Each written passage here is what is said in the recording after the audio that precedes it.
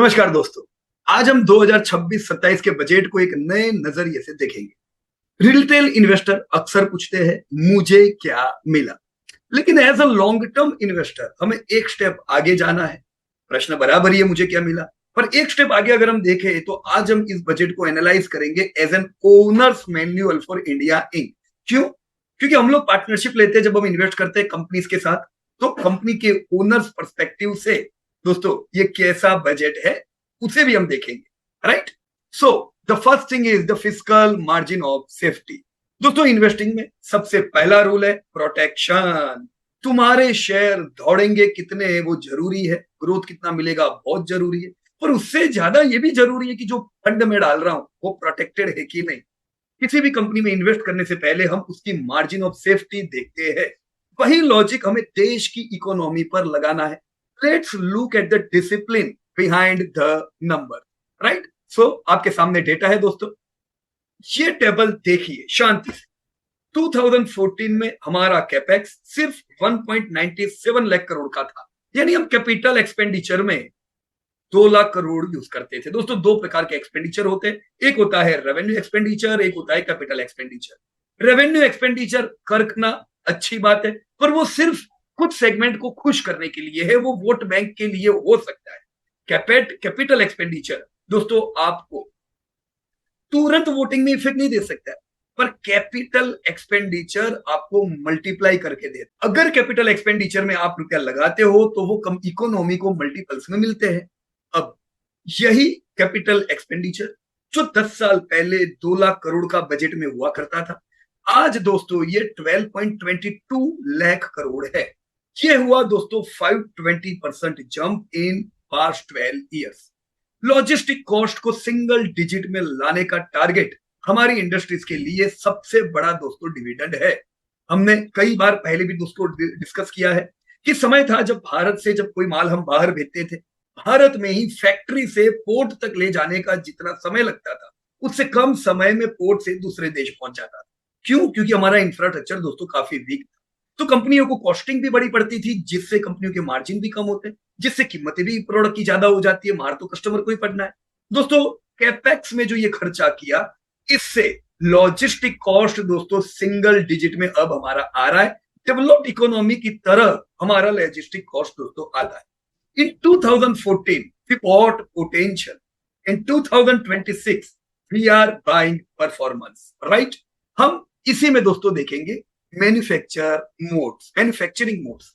Sector की बात करें तो सरकार नेशनल मोड्स क्रिएट कर रही है।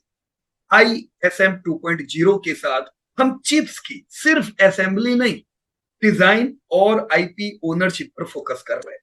और बायोफार्मा शक्ति के जरिए इंडिया को ग्लोबल बायोलॉजिक्स हब बनाने की तैयारी है। ये लॉन्ग टर्म कंपाउंडिंग के दोस्तों पिलर है। इन दोनों ही चीजों में फायदा जबरदस्त होना है। और थर्ड जो है रेयर अर्थ, जिसकी वजह से दुनिया भर में आज दोस्तों टक्कर हो रही है। क्योंकि रेयर अर्थ अगर हमें मिलना मुश्किल हो जाए तो कई मैन्युफैक्चरिंग सेगमेंट में दोस्तों इसकी इफेक्ट पड़ती है। जब कुछ देशों का झगड़ा होता है तो वो एक दूसरे को कह देते हैं हम तुमको ये रेयर मिनरल अर्थ नहीं देंगे। दोस्तों भारत ने तय किया है ये रेयर मिनरल अर्थ खुद प्रोड्यूस करेंगे। तो मैन्युफैक्चर मोड्स के साथ अभी हमने जो फिस्कल मैग्नेट देखा दोस्तों, मैंने आपको कैपिटल एक्सपेंडिचर बताया, मैंने आपके साथ इफेक्टिव कैपेक्स शेयर किया। दोस्तों जब आप कैपेक्स बहुत करते हो, अब 500% का इंक्रीज है तो फिस्कल डेफिशिएट रहती है। फिर भी दोस्तों इतना ह्यूज कैपेक्स के बावजूद फाइनेंशियल ईयर 2026-27 का फिस्कल डेफिशिएट टारगेटिंग दोस्तों 4.5% कुछ भी नहीं है दोस्तों। यानी हम डेप्ट टू जीडीपी रेशियो को इतना ह्यूज कैपेक्स के बावजूद बिल्कुल स्ट्रांगली सुधार रहे हैं। So yes, we will expect 1 rupee spend on capex will multiply by 2 to 3x in the economy। और इससे दोस्तों ना फिस्कल डेफिशिएट बिगड़ेगा, ना डेप्ट टू जीडीपी रेशियो देश का बिगड़ेगा, क्योंकि हम अभी भी फेवरेबल है डेप्ट टू जीडीपी रेशियो में। दूसरे कंट्रीज के मुकाबले दोस्तों दुनिया के ऊपर जबरदस्त डेप्ट है, भारत उनसे बहुत अच्छा है। 2030 का हमारा टारगेट है दोस्तों 50% लाने का। राइट? तो ये मैन्युफैक्चरिंग मोड्स तो हमने देख लिया। इंफ्रा पे अब कुछ बात कर लेते हैं दोस्तों। इंफ्रा के लिए क्या था इस बजट में? फिजिकल बैकबोन की अगर हम बात करें तो 7 हाई स्पीड रेल कॉरिडोर और 20 न्यू वाटरवेज ये सिर्फ ट्रांसपोर्ट प्रोजेक्ट नहीं है दोस्तों, ये सप्लाई चेन को बुलेट स्पीड दे रहा है। जब लॉजिस्टिक सस्ता होता है तो हर मैन्युफैक्चरिंग स्टॉक का प्रॉफिट मार्जिन दोस्तों नेचुरली बढ़ जाता है। तो this is what we have seen for infrastructure. ये लॉजिस्टिक के लिए दोस्तों एक डिविडेंड है। आप जानते ही हो कि हमने जो हमारा बास्केट बनाया है, मैन्युफैक्चरिंग बास्केट हो या इंफ्रास्ट्रक्चर बास्केट हो दोस्तों, इनको इस बजट के फायदे होने हैं, जिसमें कोई दो राय नहीं है। अब मैं दोस्तों आ रहा हूं तीसरी चीज पे, और वो है दोस्तों सर्विसेज। क्योंकि सर्विसेज तो तब अच्छी बढ़ती थी जब सरकार का ध्यान भी नहीं था। गवर्नमेंट की प्रायोरिटी ना होने के बावजूद भी सर्विस ग्रोथ बहुत अच्छा हुआ है। तो अब तो गवर्नमेंट के फोकस में मैन्युफैक्चरिंग, इंफ्रा और सर्विसेज भी है।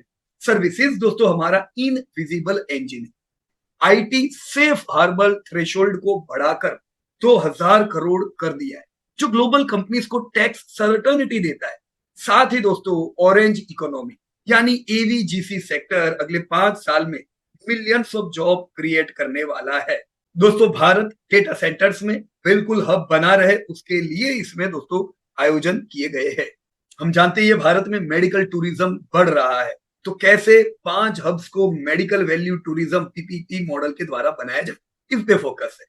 इसके बाद आना चाहिए दोस्तों हमें एमएसएमई के ऊपर। वाई एमएसएमई दोस्तों? एमएसएमई तो चैंपियन हुआ हमारे लिए। स्मॉल कैप्स और मिड कैप्स के लिए ये बजट गेम चेंजर है। 10,000 करोड़ का एसएमई ग्रोथ फंड और प्री आरईडीएस का मैंडेटरी होना, ये एसएमएस की सबसे बड़ी प्रॉब्लम वर्किंग कैपिटल को सॉल्व करेगा। कोरियर एक्सपोर्ट्स से वैल्यू केप हटाना हमारे लोकल ब्रांड्स को ग्लोबल बनाएगा दोस्तों, राइट। नेक्स्ट मैं आता हूं दोस्तों टैक्स पे, राइट। मैंने यहाँ पे एमएसएमई के लिए बात की, equity support, liquidity boost, professional support और एक्सपोर्ट एडवांटेज के लिए complete removal of the value cap on export, courier export to boost global e commerce. दोस्तों अभी हम आते हैं फ्रिक्शनल कॉस्ट जो है टैक्स रियलिटीज के, गुड और बैड के ऊपर, राइट। तो चलो अब थोड़ा फ्रिक्शन की बात करते हैं, किधर दिक्कत है। न्यू आईटी एक्ट 2025 सिंप्लिसिटी लाएगा, ये सच बात है। लेकिन एफएनडो पर एसटीटी का बढ़ाना और बायबैक्स को कैपिटल गेन्स की तरह टैक्स करना, ये एक क्लियर सिग्नल है। सरकार स्पेकुलेटिव फास्ट मनी को रोककर डिसिप्लिन डीप कैपिटल को रिवॉर्ड करना चाहती है। तो दोस्तों एज ए इन्वेस्टर आपको इधर तो दिक्कत होनी नहीं चाहिए। इनफैक्ट वो नए निवेशक जो सट्टेबाजी में फंसते हैं, उनको पता नहीं है ये रास्ता किधर ले जाता है। उधर सरकार ने और टैक्सेशन डाल के कम से कम महंगा बना दिया है, ताकि वहां पे थोड़ी रोक हो जाए। इन्वेस्टर्स के लिए दोस्तों यहाँ पे कोई दिक्कत की बात नहीं होनी चाहिए। Now we should move to winners and losers. हर बजट में सब कुछ हरा नहीं होता है, हमें पोर्टफोलियो रीबैलेंसिंग करनी पड़ती है। Let's look at who stands to win and where the risk are hidden, right. तो इसके लिए हम जाएंगे अगली स्लाइड पे, और वो है डेप्ट टू जीडीपी। एक देश की हेल्थ उसके कर्जे यानी डेप्ट से पता चलती है। 50% डेप्ट टू जीडीपी रेशियो का टारगेट 2030 तक सेट किया गया है। फिस्कल डेफिशिएंट 4.3% पर है, जो इन्वेस्टर को कॉन्फिडेंस के लिए एक बहुत बड़ा पॉजिटिव सिग्नल है। Prudence is the mother of compounding. So now I have moved to the point of bar chart of capex trend. इस चार्ट को देखिए दोस्तों, कैपेक्स की ग्रोथ एक हॉकी स्टिक कर्व की तरह है। सरकार लीड इन्वेस्टर का रोल प्ले कर रही है, ताकि private sector crowding in effect से इन्वेस्ट करे। प्राइवेट सेक्टर पूछेगा ना, भी तुमको भरोसा नहीं है अपनी इकोनॉमी का, हमको बोलते हो पैसा लगाओ पैसा लगाओ। कंपनीज निवेश तब करती है दोस्तों जब उनको देश में भरोसा हो कि लॉजिस्टिक, डिफेंस, इन सब पे प्रॉपर इन्वेस्ट कर रहे हैं। दोस्तों ये मोमेंटम ही इंडिया को 2047 तक विकसित भारत बनाएगा।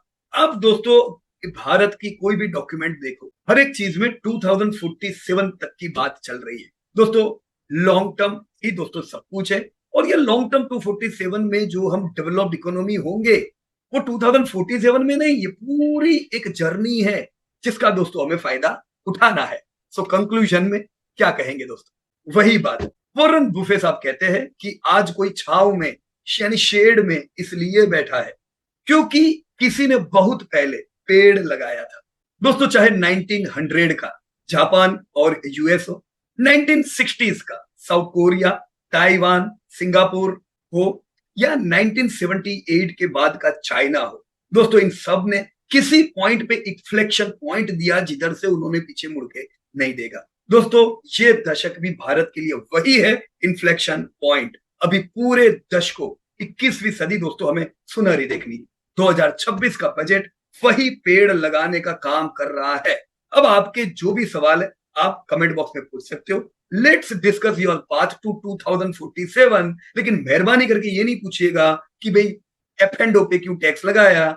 हम बरसों से आपको स्पेकुलेशन नहीं होने की सलाह दे रहे, और हमने इतने वर्षों में पहली बार सेबी को बाहर आके देखा है कि भाई मत करो मत करो। कितना अच्छा काम कर रहे हैं। गवर्नमेंट की पॉलिसी भी ऐसी आ रही है कि भाई सिगरेट हो, लिकर हो, सट्टेबाजी हो, उनको कम करने की बातें हो रही है। That's great. इसी के साथ दोस्तों मिलते हैं बढ़िया राह पे 2047 की। Thank you very much and जय हिंद।